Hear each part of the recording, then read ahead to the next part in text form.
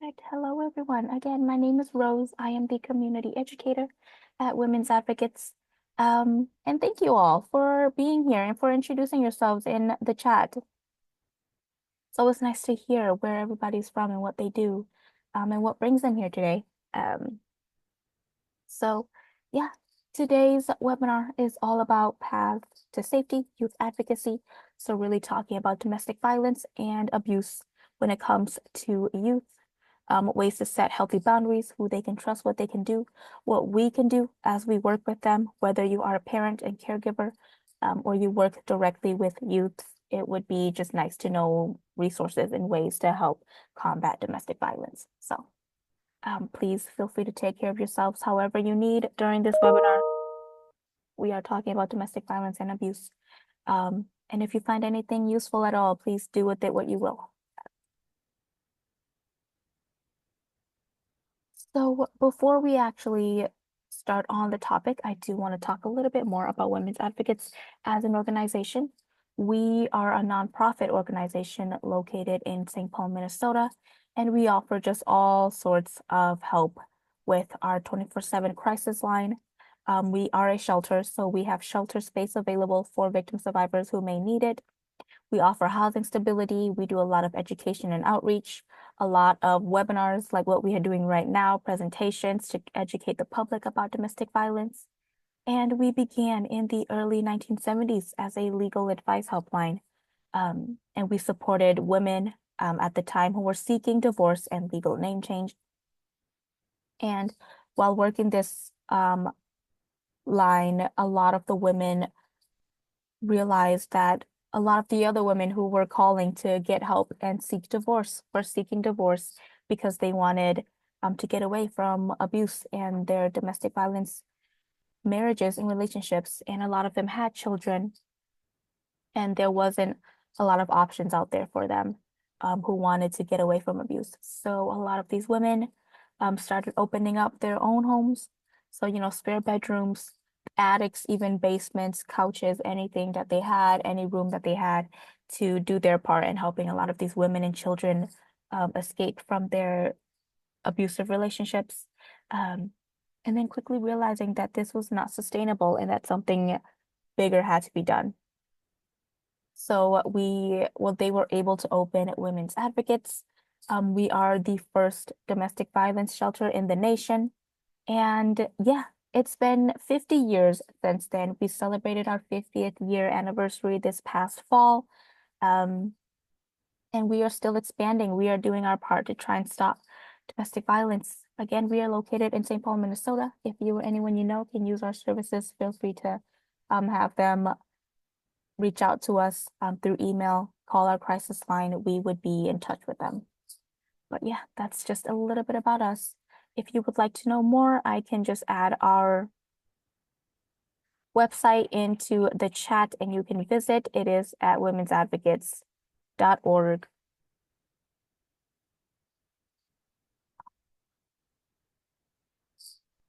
There we go. It is just womensadvocates.org orwadvocates.org. You can learn more about us. You can keep up with any events that we have for the future. Okay.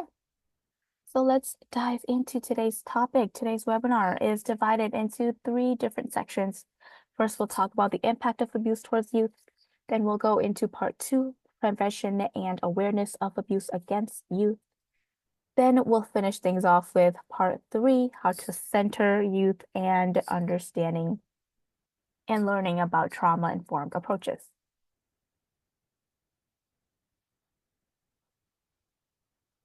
Perfect. Let's get started with part 1, the impact of abuse towards youth. What does that look like? What are the stats? What are we looking at? So to start us off, here we have the teen power control wheel. If you've been to our webinars before, especially our domestic violence 101 webinars, you may have seen just the power control wheel. If you work with abuse victims or youth who have gone through abuse, you probably already know about the power control wheel. But there is a teen and power control wheel. What that may look like from peer pressure to threats to intimidation. It's all listed on there. And so we have the definition of what domestic violence is overall. And it's an intentional 24/7 pattern of abuse ranging from physical, psychological, threats, intimidation, isolation, or economic coercion used by an individual to exert power and control over another person. And there are many forms of abuse that goes beyond just physical abuse. And as we continue on with today's webinar, we'll dive deeper into what that may look like and what that may look like for youth who may be going through abuse. So today on this slide is just a basic definition of what domestic violence is and what that may look like. So this slide shows all of the different types of abuse that can be perpetrated onto another person. Again, because abuse goes beyond just physical abuse. Every type of abuse you see on the screen falls under the umbrella domestic violence. And as you look at these, which type of abuse, are you more familiar with? Which one is new to you? Maybe you're looking at one and you thought, maybe, well, I've never thought that that could be abuse, that could be considered abuse. Or when you work with victim survivors, or if you come across anybody who has been a victim survivor of domestic violence and abuse, what do they usually talk about? What is the topic at hand? So is it always physical violence? Is it a lot of mental violence, emotional? Have they ever talked about using children and pets and property as a leverage to kind of gain control over another person? And we want to keep in mind that one of these is not necessarily quote unquote better than the other. We do not want to downplay any forms of abuse. Abuse is abuse. Domestic violence is domestic violence. And we want to just do our part to learn more and let the world know more and educate more that domestic violence goes beyond just physical, and that there is a lot more to it. And a lot of these can be emotionally draining, can be mentally draining. And just because somebody isn't being physically abused in the moment or in this one instance doesn't mean that things can't escalate and that won't happen later on. And we don't want to wait until things start to get bad for the victim survivors. So let's finally talk about youth and what exactly or who exactly falls under the category youth. And it seems like everyone kind of has their own range, their own age range for youth. And today, according to just researches that we do and all the information that we have today, a lot of our research today involves those between the ages of 13 and 24. So today, when we say the word youth, note that it's between the ages of 13 to 24. And even then, as we go deeper on, we talk a little bit more about child abuse and how that starts at home and how that can lead to just more abuse as this individual tends to grow up. So let's then start off with some statistics about how youth who experience abuse before turning 18. So the numbers are high, and we know that even if someone is past the age of 18, abuse can still very much continue. It doesn't necessarily just stop because you become 19 and 20 or 21 and above. So for example, 1 out of every 4 girls is sexually abused and 1 out of every 6 boys is sexually abused. And again, all of this is happening to somebody before they turn the age 18. 85% of child abuse victims never report their abuse. This happens not just with youth, but adults also. Most abuse and domestic violence cases go unreported. And even then, those that are reporting their abuse, the numbers are always skyrocketing. So 1 in 5 children are solicited sexually while on the internet. And more than 90% of abusers are people children know, love, and trust. I think if you've worked with sexual assault victims, a lot of times you'll also know that the perpetrator is somebody that the victim knows, somebody that the victim trusts. Same thing with youth and domestic violence and with children. And an estimated 42 million survivors of childhood sexual abuse exist in America today. So we also want to remember that most of these cases go unreported, especially if abuse is inflicted on a young individual who may not be able to speak up or defend themselves, like a child.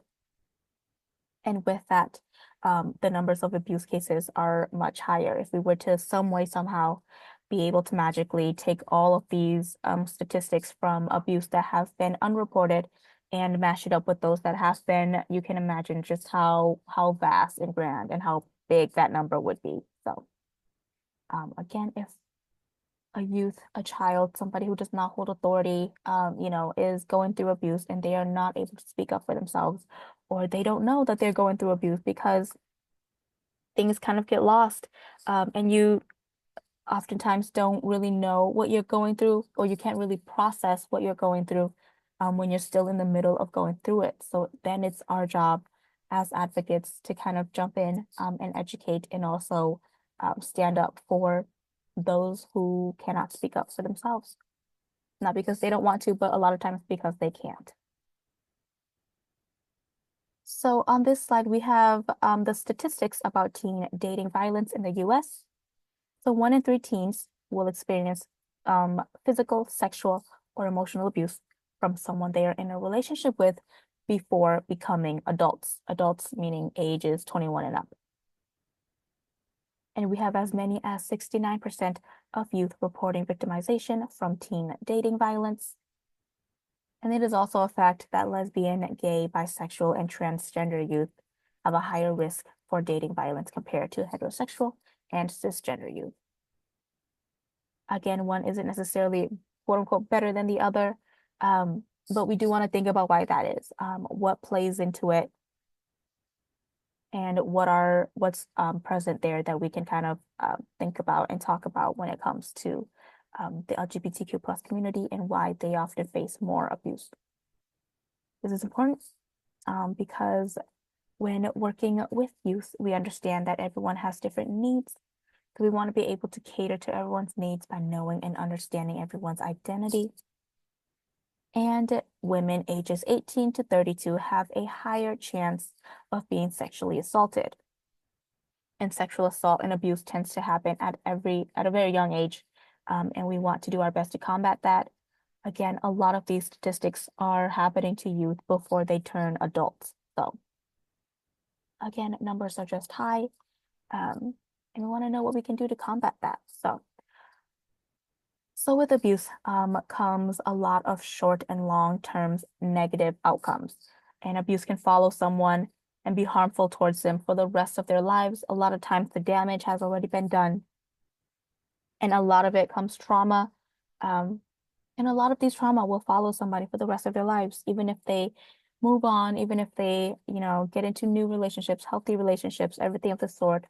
There will always be that the abusive manipulation, gaslighting, that's always at the back of their head. It will always be a memory of them once being abused. So the negative outcomes we have here are impacts to one's mental health and psychological health, where one may experience, suicidal ideation and attempts at suicide, and psychiatric conditions and symptoms.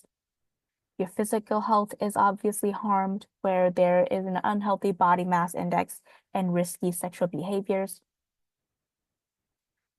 Use and abuse of substances. This includes things like nicotine, alcohol, various illicit substances, and prescription drugs.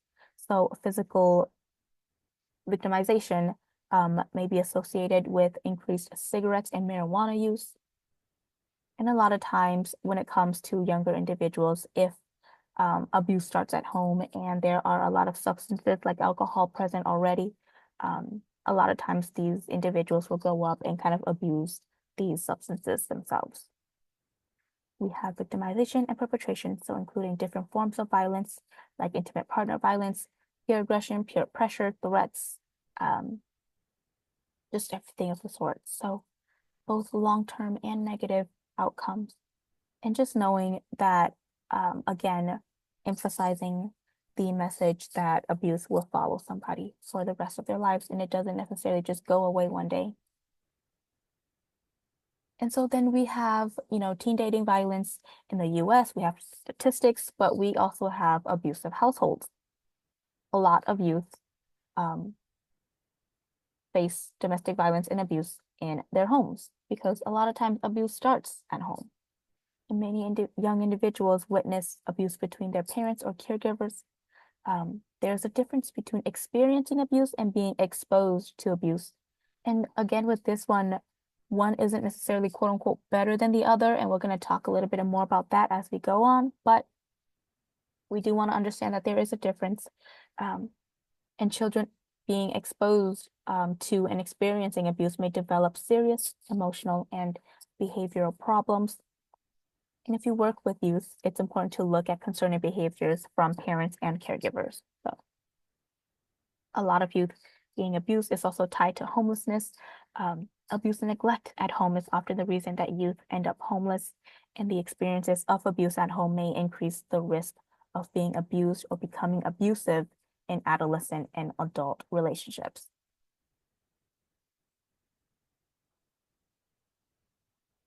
So just diving deeper into the whole experiencing abuse and being exposed to abuse. So when abuse is present in the home, youth will have direct experiences of abuse, whether that's, again, physical, verbal, emotional, sexual, neglect, and or they can be exposed to abuse being inflicted upon another family member. So another parent, a sibling, a cousin, and many people tend to think that as long as young individuals are not seeing or are not seen during an abusive incident, that kids don't know that abuse is happening, that they don't know what's going on, that they can't pick up on a lot of things. And we know that that's not true, or at least we want to emphasize and, clear up the air that that is not true at all. We know that domestic violence is a pattern, so a pattern of anxiety and tension that kids at any age, even infants, can kind of pick up on and be impacted by. So a lot of times this just builds tension, this builds fear. And so when one is experiencing abuse or being exposed to abuse, they are then going through just of the all sorts of the different types of violence that we kind of saw in the past couple of slides, whether that's emotional, mental, be physical, spiritual. And so domestic violence oftentimes can lead to trauma bonding. And trauma bonding occurs when a person experiencing abuse develops an unhealthy attachment to the abuser. And this can happen for various of reasons, including things like threats, manipulation, being controlled, being gaslighted, and in these trauma bonding relationships, it doesn't necessarily mean that this person is, you know, madly in love with the abuser or anything of the sort, though that can happen.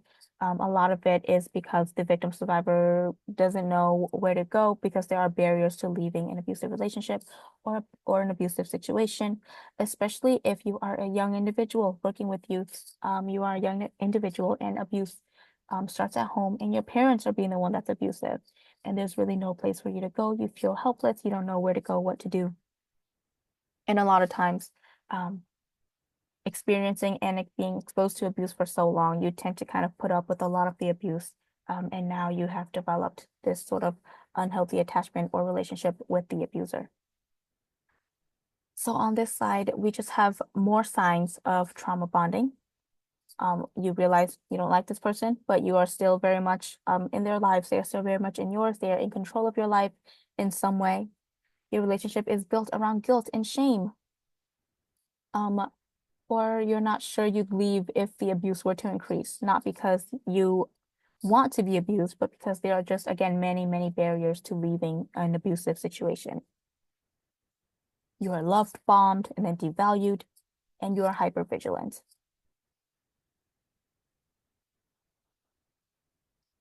So being familiar with abuse, we want to emphasize the message that it's, again, hard to process the abuse you are going through if you're still in the middle of going through it.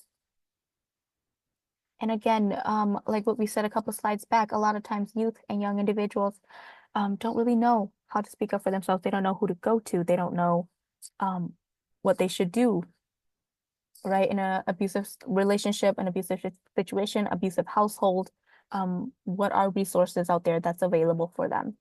And so leaving an abusive situation can be harmful and terrifying for them. And leaving an abusive relationship is the hardest time for a victim survivor due to things possibly escalating. This can be present with adults. This is also present with the youth that we work with. And we also want people to know that leaving an abusive situation, leaving an abusive person, leaving an abusive household is the most dangerous time for a victim survivor. It's not as easy as just grabbing your things and leaving and going. A lot of times things can escalate, and then it becomes just very terrifying because you don't know what the abuser or what the perpetrator is capable of or what they're going to do.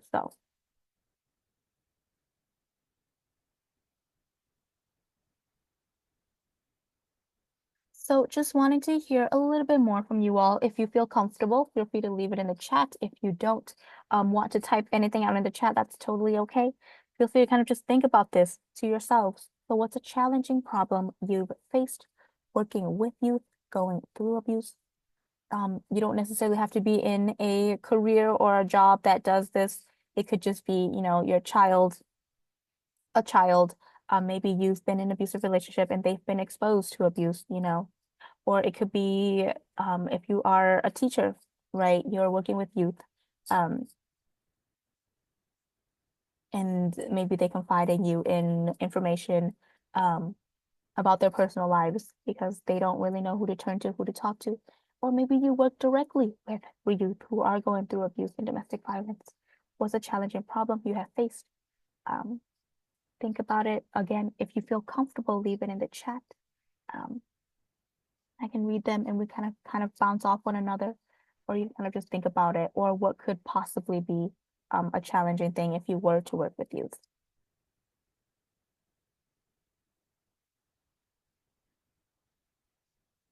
Somebody said in the chat, a student shared information about personal life and pleaded for me to not share it with anyone.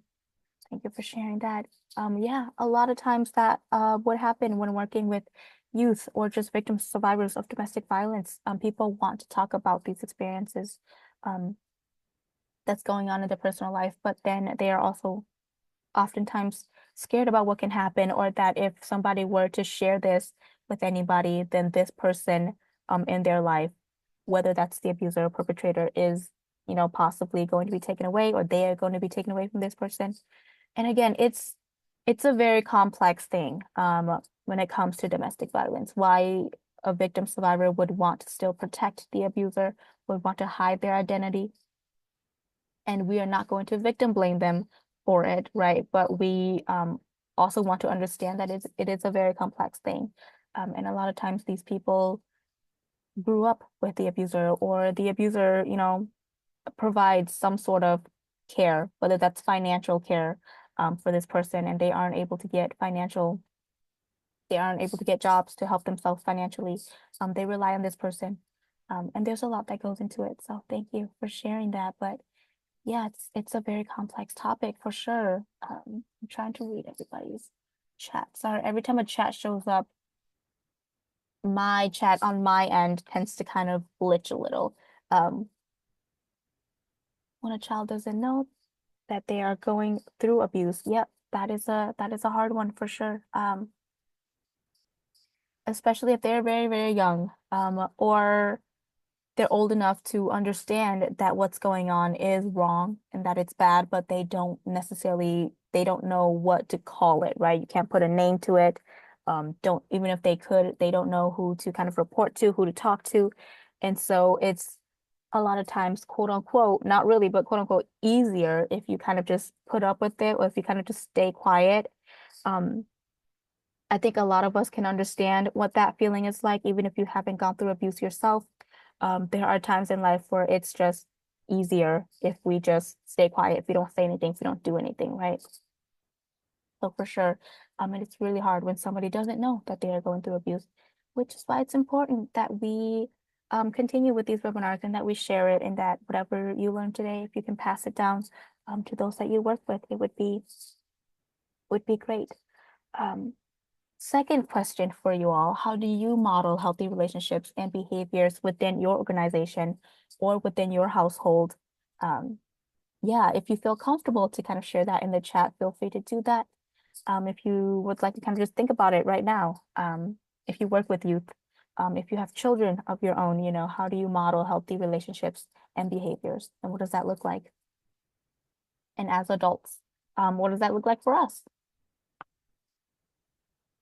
If you are typing and I move on to the next slide, please don't stop.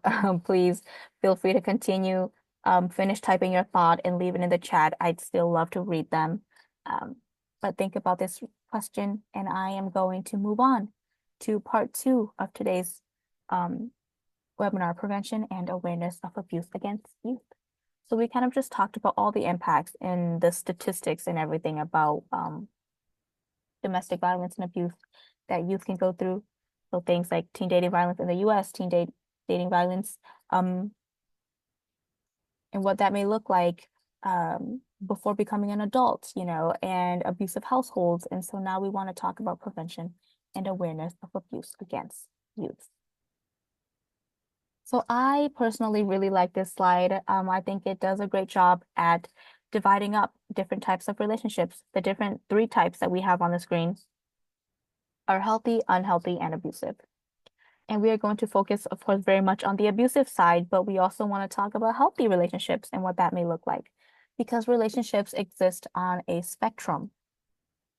So in a healthy relationship, it means that both you and your partners are communicating well, you are respectful, trusting, honest, you're equals, making personal time away from each other. So you have times together. You also are okay spending time away from each other. Economic and financial partners. You are not being financially abused. You are not financially abusing your partner. All of this falls under a healthy relationship and what that may look like. And then we have the unhealthy part. So you may be in an unhealthy relationship if your partner is not communicating with you at all, is often disrespectful, not trusting, is dishonest, trying to take control, only spending time together. This can also very much lead to an unhealthy relationship, even if um, you are very much madly in love, right? You love spending time together, and there's nothing wrong with that, but you spend time together so much that you tend to neglect your friends, your family, and those around you that also care for you. Pressured into activities and unequal economically. I do want to let everybody know that just because your relationship falls on the unhealthy spectrum doesn't mean that it's better, because it's at least, right, it's not abusive. We don't want to have that mindset. If you are in an unhealthy relationship, I'm sure there are resources out there where you can also find help for that. And then we want to kind of emphasize the abusive relationship on the spectrum. So abuse is occurring in a relationship when one partner is communicating, but in a hurtful or threatening way. A lot of times abuse is one-sided. So one person is very much trying to dominate and take control over the other person. Mistreatment, accusing the other of cheating when it's untrue. Denying their actions are abusive, very controlling, and isolating their partners from others. So even if you do want to be able to hang out with friends, to be able to talk to family members, you're not able to do so because this person is isolating you and very much controlling everything that you do and who you can talk to. So this then falls under the category of abuse.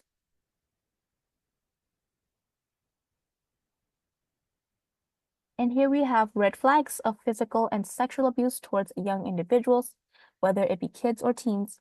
So things like unexplained injuries, things that you can kind of look for, red flags that you can kind of look for if you do work with youth. Age inappropriate sexual knowledge, pregnancy for STI, blood in their underwear beyond just, menstrual cycles, right? There's unexplained reasons why there would be blood in their underwear. And we want to kind of look more into that, why that is. The child oftentimes self-reports the abuse or sexually acting out, especially when they are very young and they should not be doing that, or they shouldn't have any knowledge of that. These are all just red flags of physical and sexual abuse. And then on this slide, we have signs that youth may be facing emotional abuse and neglect. So things like avoidance, regression, resource guarding is a big one, poor hygiene, delayed development, loss of confidence, loss of interest, changes in performance, whether that's in school, people-pleasing behaviors, lack of medical care, and unmet physical needs. Now, we do also want to let people know that one of this doesn't immediately equal abuse, right? We have people who are just a little bit more shy, people who are a bit more um, reserved, and they can be a little bit more avoidance of certain people or certain activities. And that's just simply how they are. Doesn't necessarily mean that they are going through abuse at home. But when you see a lot of these kind of stacked up, we do want to be able to identify all of these and be able to question why that is and know what we can do if somebody is going through abuse.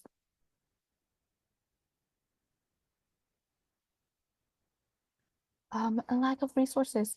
So the lack of resources is part of why it's so hard for you to find help. Or even if there are resources out there, they don't know about it, right? You don't know what you don't know. So there is a huge lack of resources for youth in need of safe housing and proper education on abuse. Social workers and counselors are valuable contributors to the fight against violence, and too often the communities that most need them oftentimes have no access to them. The environment around a young person plays a big role in the decision that the person makes. And this last one is the one that I think we should all pay heavy attention to, is we need alternative resources to help mediate violence, social situations, and guide people towards de-escalating, especially when calling 911 is not an option. And just being really open and honest, racism exists, classism exists.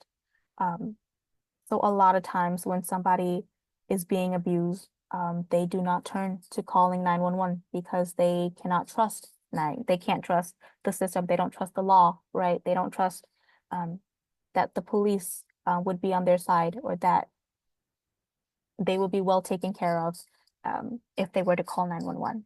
And again, a lot of different ways because classism, racism, a lot of these things play into it. And so um, if we can think of alternative resources to kind of help with abuse and violence, we would, it would be, I think, a great thing, a very, very great thing to kind of move forward with and think more about. Um, so when calling 911 is not an option, what can we do to kind of help these youth?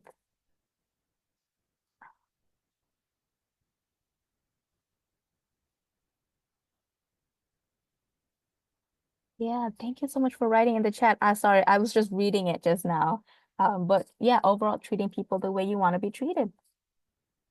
And I'm sure um, you're answering the question from before, right? And if you are, thank you again for being for kind of writing in the chat. It's always nice when people kind of write in the chat and communicate along so I don't feel like I'm talking to myself. So on this slide, we have Teen Dating Violence Awareness and Preventionist Month. I am going to copy and paste a link into the chat. And this is called the Love is Respect, Is Your Relationship Healthy quiz.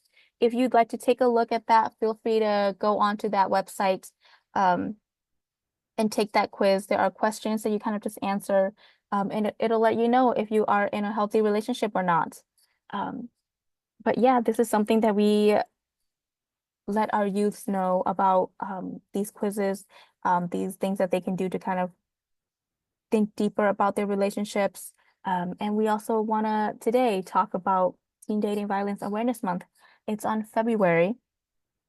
in February. So amplifying your voice and experiences and relationships, and also doing our part to prevent and educate so we can keep the people around us safe and keeping ourselves safe and to be able to further model healthy relationships and what that may look like. So if you were not aware before, you know now that February is Teen Dating Violence Awareness Month. And just thinking about ways that we can kind of come together and educate youth and teens about domestic violence and offering them resources if they were to ever need them. Again, link is in the chat. So if you'd like to take that quiz for yourself, feel free to click on that link and go and take the quiz afterwards. So Now that we know what we do know from prevention and impacts of abuse, let's jump into part three, centering youth and trauma-informed approaches. If there are any trauma-informed approaches that you have, that you can think of, that you can or that you have used working with youth, feel free to leave it in the chat. Again, I can read it out loud. We can kind of bounce off one another. But there are everyday ways that we can kind of employ a trauma-informed lens and approach to our interactions with victim survivors. And so on the screen are 6 key elements that can go into this approach. We have trust, safety, collaboration, choice, empowerment, and compassion. So if you would like, again, in the chat or kind of to yourself, looking at these 6 components, can you share a specific example of how you could or already do put these values into actions and how you support or would support a victim survivor in your life? Feel free to think about that, how you would put these into actions if you haven't already. And if you have, what does that look like? What was the response? Was it useful? Feel free to type in the chat or think about it. And I'm going to move on to this next slide. So applying a trauma-informed lens. Here's what it actually looks like if you were to say something, ways to say something if you were to put this into practice. So we have The Braving by Miss Brene Brown, The Vault. So we don't share information or experiences that are not ours to share. For safety, your emotional and physical safety is really important. Collaboration. You said a goal of yours is to move into your own apartment in 2 months. What steps can I support you in taking to achieve that goal? Collaborating very much being able to offer your help to this person if they were to need it. And these are just examples on the screen because different cases, different people, different ways of going at it, right? So we just kind of threw some examples on the screen of what this may sound like and look like. So for choice, finding opportunities to encourage survivors to make their own choices when possible and not pressuring survivors to make a particular choice. This is something that we, again, emphasize at Women's Advocates all the time, allowing victim survivors to make their own choice because a lot of times that autonomy, that power to make their own choice is taken away from them from the abuser. So even if it's a very simple choice, like, do you want vanilla ice cream or do you want chocolate ice cream, right? Giving them the choice to do so. Empowerment, saying things like you deserve love, respect, connection, and healing, and letting the victim survivor know that you believe in them, and that you know that they have what it takes to make the next step in their journey, whatever that may be. And then we have compassion. So creating a safe space for grace, having patience and understanding that mistakes happen, and extending a non-judgment and being considerate of these people and their feelings. A lot of times they don't get a lot of compassion, especially if they've been abused for a very, very long time. And so if we are able to extend compassion to them, that would be highly, highly encouraged.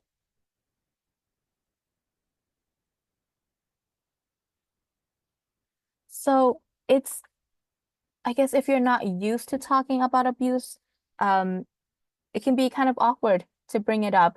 So how do you take that step to really talk about abuse and to bring it up?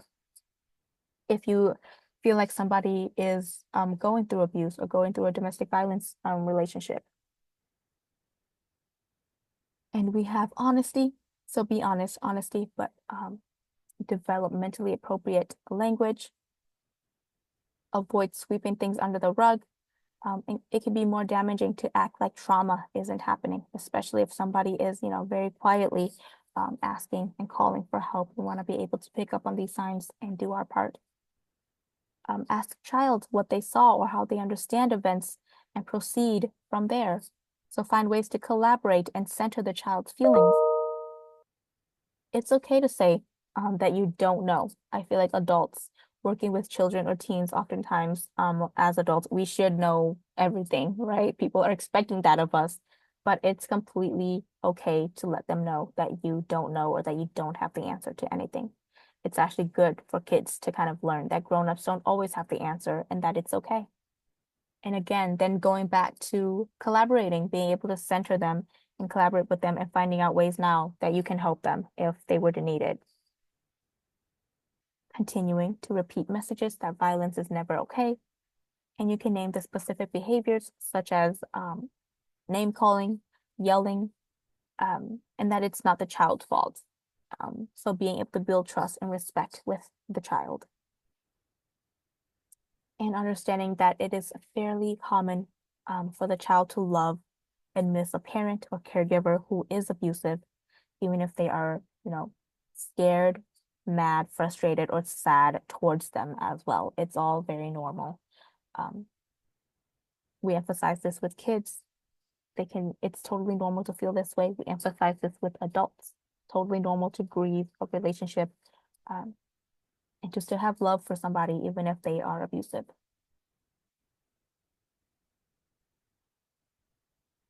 So just some tips for advocates and providers.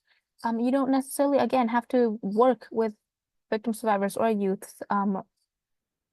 It could be anything. It could be your children. It could be you're a teacher and you work with younger individuals. Everybody can kind of learn from this, right? So leaving doesn't guarantee safety.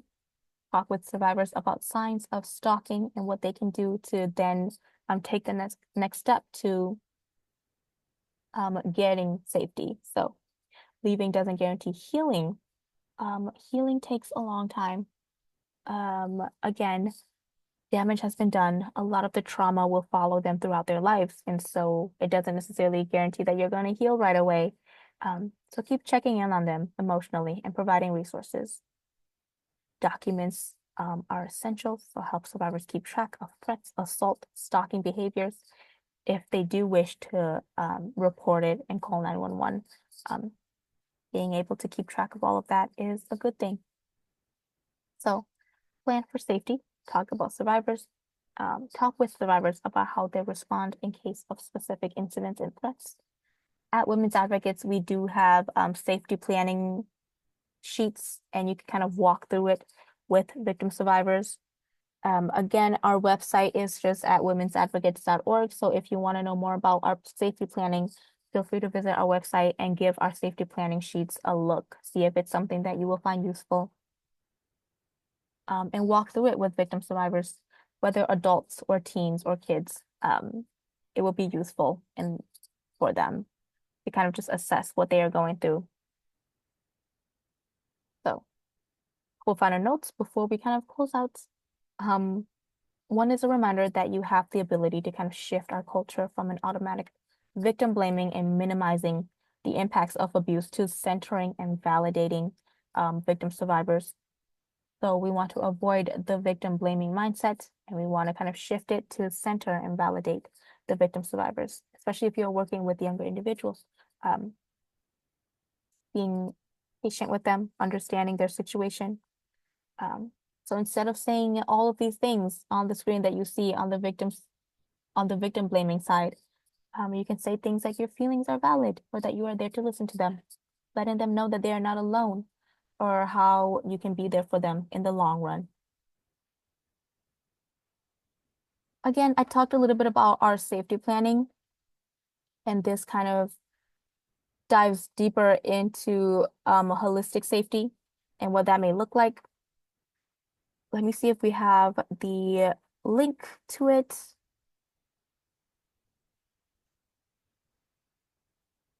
I don't believe we do. My apologies. But if you, again, would like to see more about our safety planning worksheet and what that may look like, feel free to visit our website. A lot of these information from slides and stuff will be emailed out to you afterwards too. And we will have all of that attached. But supporting holistic safety, and letting them know again that violence goes beyond just physical and how you can help somebody mentally, emotionally, financially, spiritually, and trying to tackle all of the different topics that we talked about. And as a community, here's what we can do. We can kind of contact those who are in power to do more for victim survivors. We can educate exactly what we are doing right now. We can speak out against victim blaming mindsets. We can supply businesses. We can show up. We can model these healthy relationships. Some of you already put that in the chat of how you model healthy relationships. We can do more of that just to be able to um, offer the youths and the children and the young individuals in our lives more resources and showing them what healthy relationships look like. Um, but yeah, we are at the end now. This is just some resources that we had throughout the webinar. If you would like to check those out, again, these slides will be given to you in a later email, so look out for that. But we have just some more resources available, some Minnesota specific resources, and we have national and international resources. If you or somebody you know is going through domestic violence or abusive relationships and situations, feel free to refer them to any of these. You know about us, women's advocates, have them reach out to us. And thank you all for being here today and for listening to me. These are just, again, our websites, our crisis lines. This is our post-webinar survey. I am going to copy and paste it and put it into chat. If you would like to take that web survey, I would highly appreciate it. But yeah, we are at the end. Thank you all for being here. And for being here, I think everybody deserves the certificate of attendance. If that is something that you are waiting for. Thank you all for being here and for listening to me. Hopefully that was useful. If you have any questions, comments at all, afterwards, you can email us at education@wadvocates.org. You can scan the QR code on the screen to download a certificate of attendance. If you would like the PowerPoints right now, I can just copy and paste them into the chat. So please bear with me for a couple seconds. But thank you all for being here and for listening. And I hope to see some familiar names in the future as I continue to give these webinars.